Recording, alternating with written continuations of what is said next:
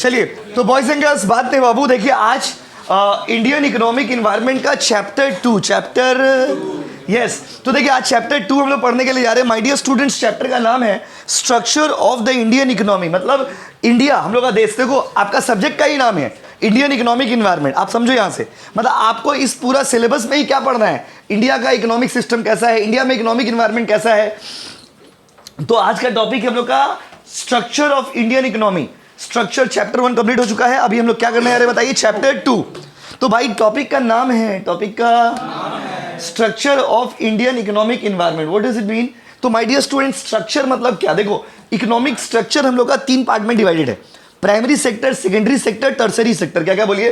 Primary, secondary, tertiary. बोलिए ना, primary, secondary, tertiary. Please बोलो ना, प्राइमरी, सेकेंडरी, टर्सरी। तो व्हाट आर द सेक्टर्स? 3। क्या क्या बोलिए? Primary, secondary, tertiary. फिर से बोलिए, प्राइमरी, सेकेंडरी, टर्सरी।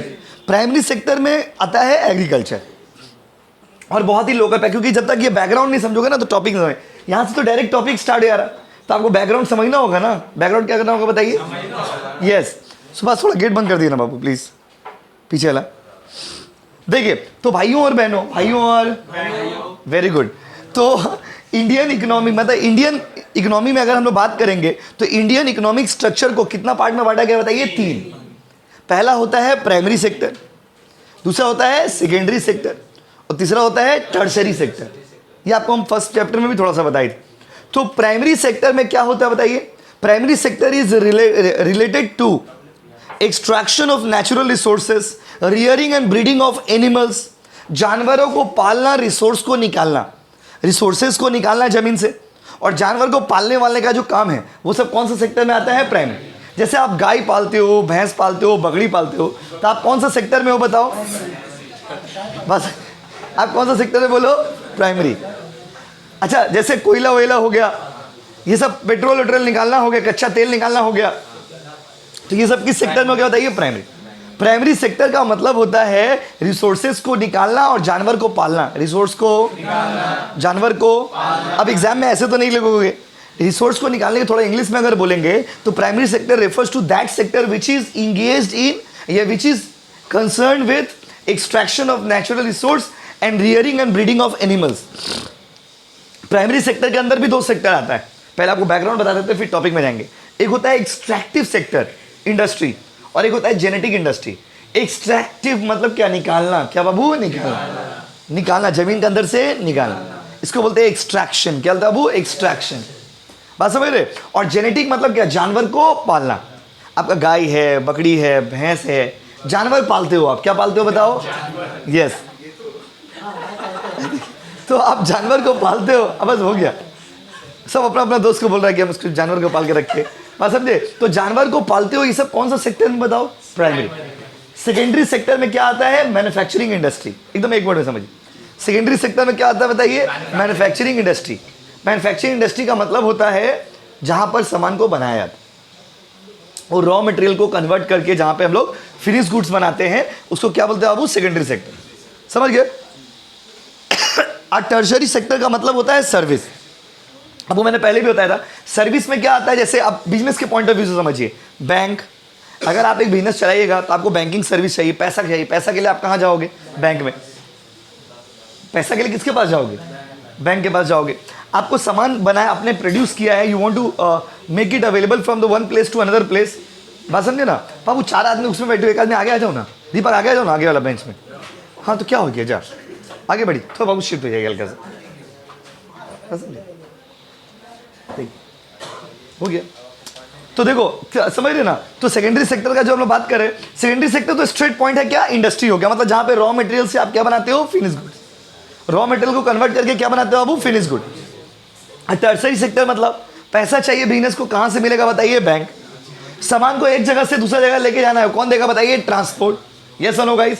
अच्छा, जो सामान हमने आज बनाया है जरूरी नहीं है कि वो आज ही बिक जाएगा, तो sometimes you might not get the customers at the time when you want it. आपको इमीडिएटली कस्टमर नहीं मिलता है तो आपको वेयर हाउस का जरूरत पड़ता है, वेयर हाउस मतलब गोडाउन का जरूरत पड़ता है। ये सब सर्विस सेक्टर में आता है, वेयर हाउस, ट्रांसपोर्ट, बैंकिंग। अच्छा, आप सामान एक जगह से दूसरा जगह भेजोगे तो रास्ता में नुकसान का रिस्क है, उसके लिए आपको क्या कराना पड़ता है? इंश्योरेंस। तो अच्छा, उसके बाद आपने अगर कोई प्रोडक्ट बनाया है, now you want to make it known to the customers, आप कस्टमर्स को उसके बारे में जानना चाहते हो, कस्टमर को उसके बारे में बताना चाहते हो। कस्टमर को कैसे पता चलेगा कि बहु बात नहीं, प्लीज पढ़ा नहीं, बात नहीं। तो कस्टमर को अगर आप बताना चाहते हो उस प्रोडक्ट के बारे में, तो उसके लिए क्या सर्विस है? एडवर्टाइजिंग। मतलब ये आपको कुछ एग्जांपल्स दिए, advertising, banking, insurance, transportation, warehouse, these are the services that a business required in order to run smoothly. एक बिजनेस को स्मूथली चलाने के लिए ये सारा सर्विस चाहिए। क्या क्या सर्विस चाहिए बताइए? पैसा के लिए कहां जाओगे? बैंक। बैंक क्या देता है? अब देखो इंटरेस्टिंग चीज है, service sector never resolves your problem permanently. Service sector कभी भी आपका प्रॉब्लम को परमानेंटली सॉल्व नहीं करता है। सर्विस का मतलब ही यही होता है, it helps to cater your problem for the smooth some time, some period of time. कुछ वक्त के लिए ये आपके समस्याओं का निदान कर देता है, सॉल्यूशन दे देता है। जैसे बात समझिए, आप अगर बैंक के पास जाते हो, बैंक क्या देता है? आपको लोन देता है। बैंक लोन देता है तो लोन जिंदगी भर के लिए तो नहीं है। लोन लेकर के क्या मेरा जिंदगी चल जाएगा? नहीं। Loan for the time being आपका फाइनेंशियल प्रॉब्लम सॉल्व कर दिया। कौन सॉल्व कर दिया? बैंक। फिर आपके पास पैसा आएगा तो आप उसको रीपे बैक करना है। इंश्योरेंस जो है आपको पूरा रिस्क से बचाता नहीं है, insurance helps to reduce the risk. तो इस सर्विस सेक्टर का काम क्या होता है बताइए? बिजनेस को स्मूथली चलाने में हेल्प करना। और सर्विस सेक्टर को किस कैटेगरी में रखा गया बताइए? टर्शरी। किस कैटेगरी में बताइए? टर्शरी। तो जल्दी बताइए, व्हाट आर द सेक्टर्स? 3। क्या क्या बोलो?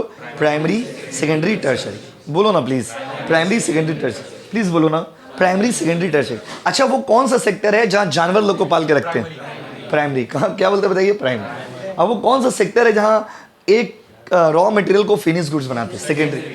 और वो कौन सा सेक्टर है जहां पे हम लोग सर्विस देते हैं? क्या देते हैं बाबू? सर्विस। जैसे बैंक, इंश्योरेंस, ट्रांसपोर्ट, एडवर्टाइजिंग। आप सोचो ना, millions of product are there in the market. Market में हजारों प्रोडक्ट है, लाखों प्रोडक्ट है, and you know only about few products. Why? Because these are being advertised in the TV channels, radio, magazine, poster. तो आप उन products के बारे में ही जानते हो जिसका प्रचार होता है। बात समझे ना? तो आप उस प्रोडक्ट को ही आप यूज करते हो, आप उनके बारे में ही जानते हो। बात समझे ना? तो भाइयों और बहनों, अब ये जो बैकग्राउंड आपको बताए, इसको पढ़ने के बाद अब ये चैप्टर आप खुद से भी रीडिंग करेंगे तो समझ जाएंगे। जैसे आपको बताते, देखिए, role of agriculture in Indian economy. जब स्पेशली जब आप थ्योरी सब्जेक्ट पढ़ते हो ना, बस 10 से 15 मिनट समझने का रहता है कि चैप्टर में है क्या कंटेंट।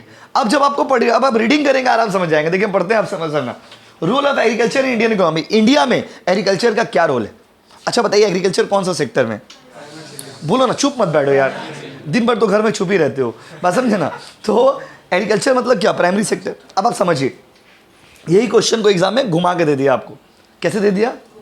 यस यही क्वेश्चन को आपका एग्जाम में घुमा करके दे दिया और आपसे पूछा कि explain the role of primary sector. तो आंसर अलग होगा ना, सेम होगा? बताइए सेम, हाँ कि नहीं? बोलो। आइए देखते हैं। एग्रीकल्चर इंडिया के लिए समझ रहे हो ना? इंडिया मतलब एग्रीकल्चर, एग्रीकल्चर मतलब इंडिया। जब अंग्रेज लोग हम लोग का देश में जब लोग रूल करना स्टार्ट किया, तो लोग, आप लोग हिस्ट्री में पढ़े होंगे, इंडिगो बोल के एक कॉन्सेप्ट है। इंडिगो मतलब हिंदी में बोलते हैं नील का फसल। क्या फसल बताओ? नील। और जो लोग इंग्लिश वर्जन में पढ़े होंगे, इंडिगो। क्या बोलते हैं बाबू? इंडिगो। हिस्ट्री में आपने पढ़ा होगा।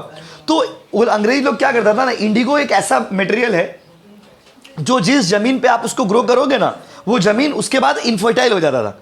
तो अंग्रेज लोग क्या सियानागिरी किया बताइए? वो लोग इंडिया में जब हम लोग का देश पे कंट्रोल किया, तो देखा कि इंडिया का जो लैंड है बहुत ही फर्टाइल लैंड है, बहुत ही प्रोडक्टिव लैंड है इंडिया का। मतलब इंडिया का जमीन पे खेती जबरदस्त हो सकता है। तो वो लोग क्या किया बताइए? इंडिगो का फसल हम लोग का कंट्री में ग्रो करना स्टार्ट कर दिया। हम लोग का पास इंडस्ट्री था, वहाँ पे इंग्लैंड में इंडस्ट्रीज था। हम लोग का देश में क्या है, रॉ मटेरियल बहुत अच्छा ग्रो होता था। तो हम लोग का देश का आदमी से हम लोग का देश का जमीन पे रॉ मटेरियल ग्रो करना स्टार्ट किया, अपना देश में आकर के मैन्युफैक्चरिंग करना स्टार्ट कर दिया। और जहाँ जहाँ इंडिगो, क्योंकि उसको पता था जिस जमीन पे इंडिगो का प्रोडक्शन होगा वो जमीन क्या हो जाएगा? इनफर्टाइल। इंडिगो एक केमिकल बनाने में, बहुत सारा मटेरियल बनाने में उसका यूज होता था। तो लोग क्या किया बताइए? इस तरह से हम लोग का एग्रीकल्चर को खराब करके चला गया। लेकिन इंडिया को सोने का चिड़िया कहा जाता था। कौन सा चिड़िया बताइए? यस। तो इंडिया मतलब एग्रीकल्चर, एग्रीकल्चर मतलब इंडिया। जब देश आज़ाद हुआ था हम लोग का, जब हम लोग वी गॉट इंडिपेंडेंस, उस टाइम 72% लोग एग्रीकल्चर में इंगेज थे।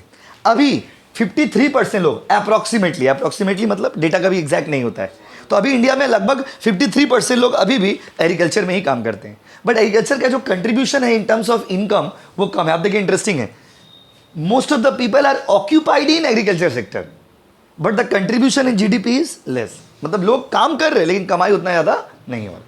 अब देखिए क्या लिखा हुआ है, agriculture plays a significant role in Indian economy with it contribution spanning economic social environment dimension. Here is detail look at the role of agriculture. पहला, इकोनॉमिक कंट्रीब्यूशन में देखो, आपको पहले ही बोले कि जीडीपी में इसका कंट्रीब्यूशन थोड़ा कम है, लगभग 15 से 20%। जीडीपी में बहुत कम कंट्रीब्यूशन है। जॉब एम्प्लॉयमेंट प्रोवाइड करता है। लोग, आपको अभी बताया, अप्रोक्सीमेटली 40 to 50% लोग अभी भी कहाँ काम कर रहे हैं बताइए? एग्रीकल्चर सेक्टर में। ये डेटा है, डेटाबेस है, मतलब आपको याद करना पड़ेगा। और रूरल इनकम, गांव में अगर आप जाते हो ना, रूरल एरियाज में, अभी भी the biggest source of income is agriculture. गांव के लोगों का बेचारा कमाई कहाँ से होगा? तो उन लोगों के लिए सोर्स ऑफ इनकम क्या बताइए? एग्रीकल्चर। कोलकाता में जैसे हम लोग शहर में रहते हैं, तो शहर में क्या है, आप हर एक चीज़ खरीद के खाते हो, हर एक चीज़। देश में जो गांव में लोग रहते हैं, वो लोग क्या करते हैं, उन लोग को जो खाने पीने वाला सामान है नॉर्मली जो खेत में ही ग्रो हो जाता है, तो उन लोगों को उसके लिए स्पेशली कुछ खरीदना मार्केट से नहीं पड़ता है। तो यहाँ पे दोनों में डिफरेंस है। यहाँ पर लोगों के पास पैसा है तो सामान नहीं है, वहाँ पे लोगों के पास सामान है तो पैसा नहीं है। तो ये बहुत ज़बरदस्त इकोनॉमिक का स्टडी है, आप समझिएगा तो समझ आएगा कि हाँ क्या है। तो जल्दी बताइए, पहला पॉइंट में क्या है? पहला पॉइंट है इकोनॉमिक कंट्रीब्यूशन। बताइए, जीडीपी में कंट्रीब्यूशन एग्रीकल्चर सेक्टर का ज़्यादा है कि कम है? इंग्लिश में बोलो, हाई की लो? हाई की लो? फिर से बोलो, यस। कंट्रीब्यूशन क्या है? लो। अच्छा, लोग अभी भी इंडिया में सबसे ज़्यादा लोग कौन सा सेक्टर में जॉब करते हैं? Agriculture sector. और इंडिया में agriculture sector is the prime source of income for rural India या अर्बन इंडिया? Rural area. आपको इंग्लिश समझ नहीं आ रहा, बस अर्बन एरिया मतलब क्या होता है? शहर। दिमाग में देखो, दिमाग में दो चीज़ सोचते रहोगे ना तो नहीं होगा। तब से हम बोल भी दिए गाँव मतलब रूरल एरिया। तो देखिए, गाँव में सबसे बड़ा सोर्स ऑफ इनकम क्या है? एग्रीकल्चर। अगला ये फूड सिक्योरिटी, जो आपको हम अभी बोले थे कि देश गांव के जो लोग होते हैं उन लोगों के पास फूड सिक्योरिटी, स्टॉक में खाना है। बात समझे ना? देखो, India is a major producer of various staple crops such as rice, wheat, pulse, vegetables, दाल, चावल, सब्जी, ये सब जो तो जितना भी चीज़ है, ये सारा चीज़ तो देश गाँव से ही आता है। This production is critical for ensuring food security meeting the nutritional need of the population. हम लोग का देश का जो पॉपू है, पॉपू मतलब पॉपुलेशन, हम लोग देश का जो पॉपुलेशन है उसको खाना चाहिए। खाना कहाँ से देता है बताइए? रूरल लोग ही। कोलकाता में कहाँ खेती होता है बताइए? कोलकाता में तो ज़्यादा खेती बाड़ी नहीं होता है। जो शहर है, शहर के लोगों को खिलाता कौन है? गांव के लोग। शहर के लोग को खिलाता कौन है बताइए? गांव के लोग। तो वहाँ पर राइस, व्हीट, पल्स, ये सब चीज़ तो मतलब थ्रू आउट द ईयर, अलग अलग वेजिटेबल्स, सेल्फ सफिशिएंसी। देखिए, एग्रीकल्चर के हेल्प से we are self sufficient. Self sufficient मतलब होता है कि हम लोग अपना खाना अपना देश में ग्रो कर लेते हैं। हम लोग को एटलीस्ट हम लोग को वेजिटेबल्स के लिए, दाल चावल के लिए हम लोग टेक्नोलॉजिकल प्रोडक्ट इंपोर्ट करते हैं दूसरा कंट्रीज। हम लोग टेक्नोलॉजिकल गुड्स इंपोर्ट करते हैं, लेकिन हम लोग को दाल चावल सब्जी ये सब चीज़ इंपोर्ट करने की ज़रूरत नहीं, ये सब हम लोग अच्छा खासा उगा लेते हैं। अगला है इकोनॉमिक डेवलपमेंट। देखिए, industry depends on agriculture, remember it. Why? Because industry को चाहिए रॉ मटेरियल, और रॉ मटेरियल कौन देगा बताइए? एग्रीकल्चर। तो एग्रीकल्चर से जो रॉ मटेरियल आएगा वही ना इंडस्ट्री को मिलेगा। तो अगर एग्रीकल्चर ग्रोथ रहेगा, अगर एग्रीकल्चर का डेवलपमेंट होगा तो इंडस्ट्री का भी डेवलपमेंट होगा। देखो लिखा होगा, agriculture growth and industrialisation. Growth is an agriculture can stimulate related to industry such as food processing, agro based industry, rural infrastructure development, improve agriculture productivity often leads to increase demand for machine. अगर जैसे खेत में खेती बाड़ी कर रहे तो पहले क्या होता था, लोग जैसे अभी खेत में डिगिंग करने के लिए पहले हल का इस्तेमाल होता था, और अभी हम लोग का देश में क्या ट्रैक्टर आ गया, महंगा महंगा ट्रैक्टर है। तो गांव के लोग भी तो इस मशीन का डिमांड बढ़ रहा ना, मशीन का यूज, अलग अलग टेक्नोलॉजी का यूज़ कर रहे हैं, तो मशीन का डिमांड भी बढ़ रहा। तो एग्रीकल्चर ग्रो करेगा तो इंडस्ट्री भी अपने आप ग्रो करने लगेगा। अगला है एक्सपोर्ट कंट्रीब्यूशन। इंडिया दूसरा कंट्री, सुनिए, पूरा दुनिया का आदमी को हम लोग खिलाते हैं क्या? मसाला। क्या खिलाते हैं? मसाला। और सुनिए, तंबाकू खिलाते हैं। क्या खिलाते हैं? तंबाकू। We are one of the biggest exporter of tobacco. हम लोग पूरा दुनिया को क्या खिलाते हैं बताइए? टोबैको। और आपको पता है तंबाकू का बिजनेस में बहुत कमाई है। टोबैको का जो बिजनेस है, आप जितना भी चीज़ देखते होंगे, जैसे आप सिगरेट विगरेट देखते हो तो सिगरेट के डब्बा पे भी क्या लिखा रहता है? कॉजेज कैंसर, टोबैको, ये सब लिखा रहता है ना। तो देखिए, यहाँ पर इंडिया क्या, दुनिया वालों को हम लोग क्या देते हैं? दुनिया वाले हम लोग को क्या देते हैं? हम लोग दुनिया वालों को क्या देते हैं? तो पूरा दुनिया जो है लेने देने का सिस्टम पे चल रहा है, एक्सपोर्ट इंपोर्ट, एक्सपोर्ट इंपोर्ट। तो व्हाट वी आर एक्सपोर्टिंग, देखिए क्या लिखा होगा, India export variety of agriculture product like spices, मसाला। पूरा दुनिया को मसाला खिलाते कौन? हम लोग। चाय, क्या खिलाते बताइए? चाय। कॉफी भी हम लोग देते हैं, फ्रूट्स, फल। These export contribute to countries' foreign exchange. जब कंट्री में एक्सपोर्ट बढ़ता है तो कंट्री में क्या आता है बताइए? Foreign exchange, foreign income. कौन सा इनकम बताइए? फॉरेन इनकम, मतलब फॉरेन करेंसी के टर्म्स में आपके देश में पैसा आता है। अब आइए सोशो इकोनॉमिक डेवलपमेंट। देखिए जब, बहुत सुनिएगा, जब देश में एग्रीकल्चर अच्छा होगा, आपको पूछा रोल, आपसे 10 मार्क्स दे देगा, explain the role of agriculture. आप जितना, अभी देखो ये तीसरा टाइम आप इकोनॉमिक्स पढ़ रहे हो, तो आपने जितना इकोनॉमिक्स अभी तक पढ़ा है ना, उसमें सबसे इजी इकोनॉमिक्स है ये, क्योंकि आपने फर्स्ट सेम में करा, उसमें भी कॉन्सेप्ट था, डायग्राम्स था। सेकंड सेम किया, उसमें भी कॉन्सेप्ट था, डायग्राम था। इसमें कॉन्सेप्ट उतना नहीं। इसमें अगर आप एक बार ठीक से कॉन्सेप्ट समझ गए कि क्या पढ़ना है, फिर आप ओन लैंग्वेज में भी यहाँ पे थोड़ा बहुत बना के लिख सकते हो। यहाँ पे आपको ज़्यादा याद नहीं करना पड़ेगा, बना के लिख सकते हैं। अगला है बाबू सोशो इकोनॉमिक इम्पैक्ट। समाज पे भी और इकोनॉमिक कंडीशन पे भी बहुत बड़ा इम्पैक्ट होता है एग्रीकल्चर का। जैसे अगर एग्रीकल्चर ग्रो करेगा तो रोड्स का डेवलपमेंट होगा, उस जगह का डेवलपमेंट होगा। देखिए कोई भी जगह डेवलप तभी करता है जब वहाँ पे इंफ्रास्ट्रक्चर अच्छा होगा। इंफ्रास्ट्रक्चर मतलब रोड फैसिलिटी। जैसे आप लोग गांव जाते हो, अब अगर आपका गांव में लाइन रहता है, अगर आप गांव जाते हो, अगर वहाँ पर मान लीजिए रोड्स अच्छे हैं, अगर आप गांव जाते हो वहाँ पे पानी का व्यवस्था है, तो ये डेवलपमेंट का साइन है। तो अब धीरे धीरे क्या है, रूरल एग्रीकल्चर एक्टिविटीज़ के कारण infrastructure, education system, all these are growing. Health care system, poverty alleviation, गरीबी हटाने में this is one of the biggest step. Enhancing agriculture productivity income can play significant role in poverty alleviation. आप लोग पंजाब का नाम सुने होंगे, पंजाब, हरियाणा। तो पंजाब हरियाणा आप लोगों को पता होगा, शायद नहीं पता तो सुन लीजिए। पंजाब हरियाणा के जो लोग हैं उन लोग का मेजर ऑक्यूपेशन एग्रीकल्चर ही है। लेकिन आप कभी वीडियोस देखते हो तो आपको क्या लगता है कि पंजाब हरियाणा के लोग कितने डेवलप हैं? सच में वो लोग डेवलप है। लेकिन सोचिए, आप आदमी क्या सोचता है कि इंडस्ट्रीज होगा तभी हम लोग डेवलप करेंगे। आदमी तो यही सोचता है ना, इंडस्ट्रीज होगा तो डेवलप होगा, ऑफिस होंगे तो डेवलप होगा। लेकिन ऐसा ज़रूरी नहीं। अगर एग्रीकल्चर में सही से आदमी काम करे और सही से ग्रोथ करे तो वहाँ पे भी डेवलपमेंट है। जैसे कि आपको एग्जांपल दिए पंजाब और हरियाणा। पंजाब और हरियाणा में एक तो फार्मर ऐसा जो बहुत रिच है, बहुत अमीर लोग हैं, क्योंकि वो लोग एग्रीकल्चर में ही इंगेज्ड है और बहुत ही सिस्टमेटिक वे में वो लोग एग्रीकल्चर करते हैं। इवन एग्रीकल्चर के ऊपर प्रॉपर एक यूनिवर्सिटी का डिग्री भी होता है जिसमें आप पढ़ाई कर सकते हो, एग्रीकल्चर साइंस में पढ़ाई कर सकते हो आप। तो बहुत कुछ है जानने के लिए। देखिए क्या लिखा है, cultural significance. Agriculture is deeply intervened with India's culture and traditional practices. India में बहुत सारा, इंडिया में बड़ा अच्छा चीज़ है, इंडिया में बहुत सारा रिचुअल्स ऐसा है, इंडिया में बहुत सारा रिचुअल्स ऐसा है जो खेतों में होता है। बहुत सारा, आप अलग समझ में ले रहे। तो हाँ, इंडिया में बहुत सारा कास्ट में, बहुत सारा रिलीजन में, बहुत सारा रिचुअल्स ऐसा है जो एग्रीकल्चरल फील्ड में ही होगा। अब इंग्लिश में बोले, ठीक है ना? तो एग्रीकल्चर फील्ड में होता है। बहुत सारा फेस्टिवल्स लोग सेलिब्रेट करते हैं। आज एक मिनट, आज उतना दूर मत जाइए। आप लोग सेम 2 में तो पढ़ गए हो इन्वायरमेंटल साइंस, उसमें आपको कितना सारा स्टडीज बताए थे, कितना सारा केस स्टडी बताए थे। तो उसी में आप लोग को याद है ना, पढ़ाए थे चिपको मूवमेंट।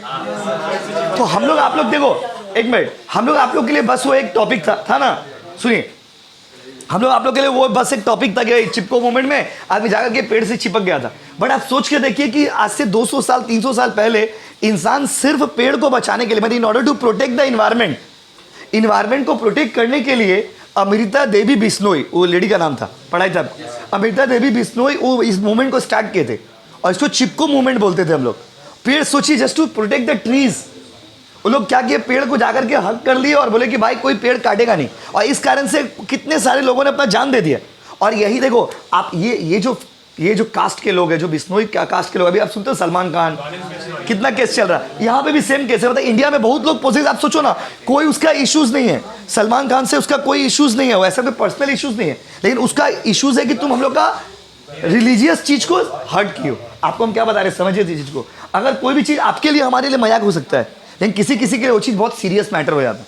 बहुत आदमी उसका दिल से ले लिया हुआ है, बोला कि नहीं, अब उसके लिए कितना सारा आदमी को मार दिया अभी तक, बोला क्या बात समझ रहे। तो यहाँ पर सीन क्या है, सीन यहाँ पर यही है कि आपको समझना होगा कि देयर आर, इंडिया में बहुत तरह के लोग हैं, हर धर्म, हर जाति के अंदर भी बहुत सारा जाति है, जाति प्रजाति बहुत सारा है, जिसका बहुत सारा इमोशनल चीज़ होता है। तो बहुत सारे रिचुअल्स, फेस्टिवल्स हम लोग एग्रीकल्चर के हेल्प से सेलिब्रेट करते हैं एग्रीकल्चर फील्ड में। उसका एक कनेक्शन है, इन्वायरमेंट को प्रोटेक्ट करने में एग्रीकल्चर का बहुत बड़ा कंट्रीब्यूशन है। अगर हर जगह डिफॉरेस्टेशन होगा, अगर हर जगह खेतों को काट करके आप बिल्डिंग बनाओगे, तो फिर बाबू इन्वायरमेंटल पोल्यूशन तो होगा ही। तो इन्वायरमेंटल प्रोटेक्शन में एग्रीकल्चर का एक बहुत बड़ा कंट्रीब्यूशन है। Challenges and opportunity. आज के डेट में एग्रीकल्चर में कुछ चैलेंजेस है। क्या चैलेंजेस है? Productivity issues. धीरे धीरे एग्रीकल्चर का प्रोडक्शन कैपेसिटी डिक्लाइन होते जा रहा है। धीरे धीरे एग्रीकल्चर का प्रोडक्शन कैपेसिटी क्या होता जा रहा है? डिक्लाइन। क्यों हो रहा? डिक्लाइन हो रहा है। उसका 2-3 रीजन आपको बताते हैं। पहला कि इंडिया में पॉपुलेशन बहुत ज़्यादा है। देखिए इतना जमीन है, अब उतना ही जमीन में लैंड पे प्रेशर बहुत ज़्यादा है, इस कारण से भी प्रोडक्शन कैपेसिटी कम। दूसरा रीज़न है इंडिया में जो आदमी लोग हैं ना, लोग फार्मर्स जो हम लोग हैं, हम लोग क्या है, वो लोग मल्टीपल क्रॉपिंग कर देते हैं। मल्टीपल क्रॉपिंग का मतलब होता है एक ही ज़मीन पे वो लोग ये सोचते हैं कि पूरा 12 महीना हमको फसल ग्रो करना है, पूरा 12 महीना हमको वहाँ से कुछ ना कुछ कमाना है। इस कारण से भी ज़मीन का जो प्रोडक्शन कैपेसिटी है वो डाउन होता है। और भी 2-3 रीज़न आपको बता देते हैं। Use of HYV seeds, HYV chemicals, HYV fertilisers. अब high yielding variety fertilisers, high yielding variety seeds, high yielding variety chemicals, इतना सारा केमिकल फर्टिलाइजर हम लोग यूज़ करते हैं, इससे भी लैंड का प्रोडक्शन कैपेसिटी कम होता है। ये सब्जेक्ट ऐसा है ना, आप सुन लीजिएगा तो आप बना के लिख पाएगा। यहाँ पर ओन लैंग्वेज में आप लिख पाओगे, इसीलिए सुनना ज़रूरी है। उससे देखिए लैंड, देखो despite advances agriculture product in India faces challenges such as outdated practice. अभी भी हम लोग का जो टेक्नोलॉजी है ना, बहुत पुराना टेक्नोलॉजी है। इनएडिक्वेट इंफ्रास्ट्रक्चर, फैसिलिटीज़ का बहुत कमी है। डिपेंडेंसी ऑन मॉनसून रेन्स, हम लोग मॉनसून रेन्स पे डिपेंड है। अब बड़ा अच्छा बात, हम लोग किस पे डिपेंड है? मॉनसून रेन पे। देखो इंडिया का मौसम और इंडिया का इंसान का कोई भरोसा नहीं, कभी भी पलट जाता है, कभी भी पलटी मार सकता है, वो कभी भी चीट कर सकता है। बात समझे ना? आप देखो ना, अभी 2 दिन पहले, अभी तो हम लोग धीरे धीरे विंटर सीजन में जा रहे हैं। 2 दिन पहले इतना ज़्यादा रेनफॉल, तो ये सब अनएक्सपेक्टेड सिचुएशंस है।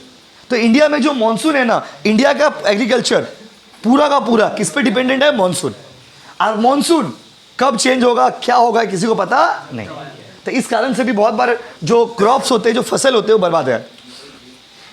कभी पानी नहीं हो रहा, कभी पानी हो रहा तो इतना पानी हो रहा कि पूरा बह के चला जा रहा। तो इस कारण से भी एग्रीकल्चर ठीक से चल नहीं पाता। देखो दिखाओ, देखो रिसर्च का कमी है। अच्छा, लैंड डिग्रेडेशन, सॉइल इरोजन, जमीन का क्वालिटी कम होते जा रहा, वाटर कम होते जा रहे, लैंड डिग्रेडेशन हो रहा है। तो ये सब एक प्रॉब्लम है एग्रीकल्चर के लोगों के लिए। और मार्केट एक्सेस, सबसे बड़ा प्रॉब्लम क्या पता है आपको एग्रीकल्चर के फार्मर्स के लिए? अच्छा आप लोग बताइए, आप लोग में कोई अगर अपना मम्मी पापा के साथ बाजार जाते होंगे तो आप लोग कमेंट करके बताइए कि आप लोग चावल कितना रुपए किलो खाते हो अभी नॉर्मली एवरेज? अब ऐसे तो हर आदमी चलिए 40 रुपये पकड़ लेते नहीं, अब आप अमीर है 80 रुपये खाते होंगे, अलग बात है। बात समझे? वो कोई 200 का भी चावल खाता होगा, वो अपना अपना चॉइस है आदमी का। जो काम का बात है वो सुनिए। सपोज 40 रुपये में खाते चावल, एकदम स्ट्रेट बात समझिए, 40 रुपया करके खाते हैं आप, मान लीजिए एवरेज में। अब 40 रुपया में अगर आप चावल ले रहे हो तो आप सोच के देखिए ना, 1 किलो चावल आप 40 रुपये में ले रहे हो, बट आप विश्वास करिए फार्मर्स को वो 1 किलो धान के बदले 1 रुपया 2 रुपया मिलता है। तो ये जो मार्केट का सिस्टम है ना, इसलिए आप देखते होंगे ना बहुत बार फार्मर्स इंडिया में प्रोटेस्ट कर देते। क्यों? लोग बोलते हैं कि आप लोग पैसा, देखो इसका रीजन है farmers don't have proper market. तो कुछ मिडिल मैन लोग क्या करते हैं, उन लोगों से परचेस करके जाकर के शहरों में सामान को बेचते हैं और ज़्यादा प्राइस चार्ज करते हैं। जैसे अब गाँव में देखोगे तो पहले अब तो खैर गाँवों में भी हो गया, पहले गाँव में ना बाजार नहीं लगता था, पहले गाँव में हाट लगता है। हाट का मतलब होता है इरेगुलर बाजार। इरेगुलर बाजार को हम लोग क्या बोलते हैं? हाट। मतलब जहाँ पे मार्केट रेगुलरली नहीं बैठता है ना, उसको हाट बोला जाता है। जहाँ पर मार्केट कभी बैठता है कभी नहीं बैठता है, सप्ताह में 1 दिन 2 दिन 4 दिन बैठता है, तो उन लोग के पास तो मार्केट नहीं है अपना प्रोडक्ट को बेचने के लिए। और वेजिटेबल्स क्या है? वेजिटेबल्स तो आपका पेरिसेबल गुड्स है। पेरिसेबल गुड्स मतलब खराब होने वाला सामान है। अब देखिए कितना सारा वर्ड्स आपको सिखा रहे हैं, आप सुनिए ध्यान से। तो पेरिसेबल गुड्स है, और पेरिसेबल गुड्स होने के कारण they sell it immediately even at the low prices. अगर बात समझिए, सीन समझिए, जैसे आप लोग कभी बाजार जाओगे ना, तो बाजार में अगर आप सुबह के टाइम में जाओगे तो आप देखोगे फसल में जो भी आपको लेना है सब्जी, देखोगे वो महंगा बिक रहा नॉर्मली। लेकिन आप दोपहर में 1 बजे 2 बजे के आसपास जाइए, जब बाजार उठने वाला है, तो वही सब्जी जो है ना थोड़ा कम में मिलेगा, कंपैरेटिवली कम में मिलेगा। क्यों बताइए? क्योंकि वो जो आदमी बेचने के लिए आया ना बाजार में, उसको पता है कि if I don't sell it today it will be spoiled. अगर इसको हम आज नहीं बेचते हैं तो ये कल खराब हो जाए।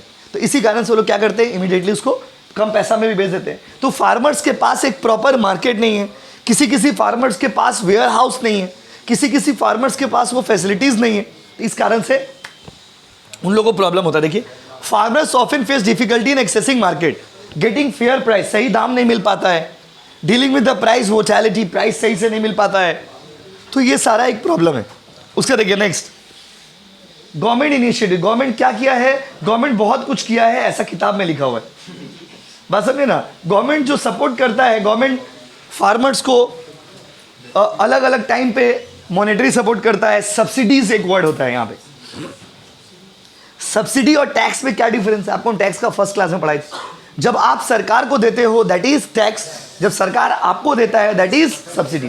पैसा का बात हो रहा है, ठीक है। जब सरकार को, गवर्नमेंट को आप पैसा देते हो दैट इज टैक्स, और जब वही पैसा गवर्नमेंट आपको वापस देता है किसी न किसी फॉर्मेट में, ये क्या हो जाता है बताइए? सब्सिडी।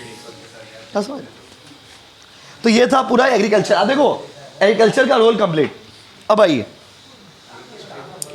अगला टॉपिक, रोल ऑफ इंडस्ट्री। इसीलिए आपको पहले क्या पढ़ा है? प्राइमरी सेक्टर, सेकेंडरी से बैकग्राउंड आपको पहले पढ़ा दिया। देखिए बात नहीं, अब बोला है क्वेश्चन में कि इंडस्ट्री का क्या रोल है। ध्यान सुनिएगा, इंडस्ट्री तक आज हम लोग पढ़ेंगे।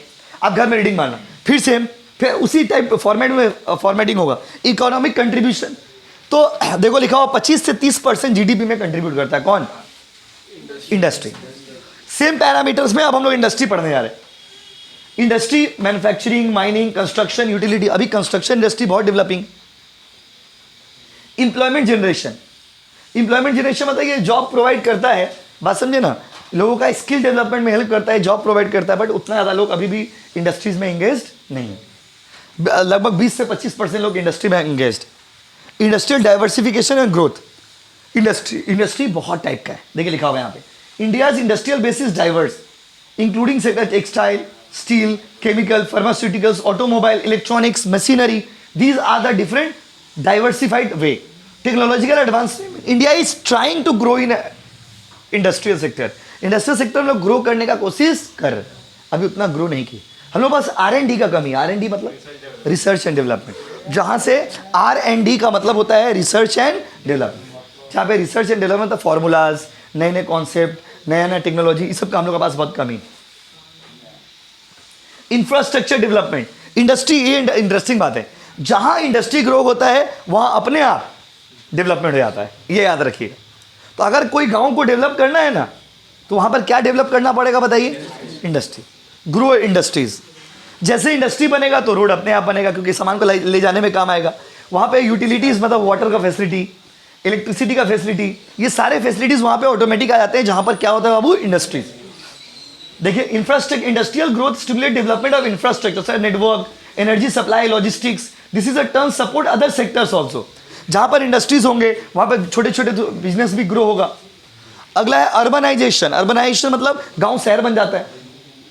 देखो industrial expansion often leads to urban development and growth of industrial town and cities which creates new economic opportunities. जैसे वेस्ट बंगाल का आईटी सेक्टर का हब सॉल्टलेक को बोला जाता है। आपको वेस्ट बंगाल के कॉन्टेक्स्ट में पढ़ा है, तो वेस्ट बंगाल का आईटी सेक्टर का हब ये रिसेंटली डेवलप हुआ है। तो आईटी सेक्टर का हब किसको बोला जाता है? Salt Lake. Are you want trust, आप अपने मम्मी पापा से पूछ लीजिएगा। सॉल्टलेक का जो एरिया है ना, आज से 15 साल, 20 साल, 25 साल, 30 साल पहले बहुत ही अंडर डेवलप एरिया था, मतलब उतना डेवलप्ड नहीं था। और आज आप जाकर के देखिए, सच में कोलकाता मतलब सच में वो लंदन ही लगता है। देख के पावा लंदन में आ गई, कितना जबरदस्त, ठीक है। हर चीज फैसिलिटी आप देखो, वाह कितना सुंदर एरिया है। मतलब आपको लगेगा ही नहीं कि हम कौन सा जगह पे आ गए, इतना सुंदर से उसको डेवलप किया। क्योंकि देखो सिंपल सा चीज़ है, जैसे इंडस्ट्री ग्रो होगा तो वैसे ऑटोमेटिक वहाँ पे ब्यूटिफिकेशन होगा, वहाँ पे डेवलपमेंट्स होंगे, सारे फैसिलिटीज़ आएंगे। तो ये सब ये वेरी मच ऑब्वियस, ये वो एक्सपेक्टेड है कि होगा ही। एक्सपोर्ट्स बढ़ेगा, फिर वही बात, एक्सपोर्ट बढ़ेगा तो पैसा आएगा, फॉरेन करेंसीज आएंगे। इकोनॉमिक डेवलपमेंट एंड इन्वेस्टमेंट, क्योंकि देखो एकदम एक वर्ड याद रखिएगा, economic development actually depends upon industry.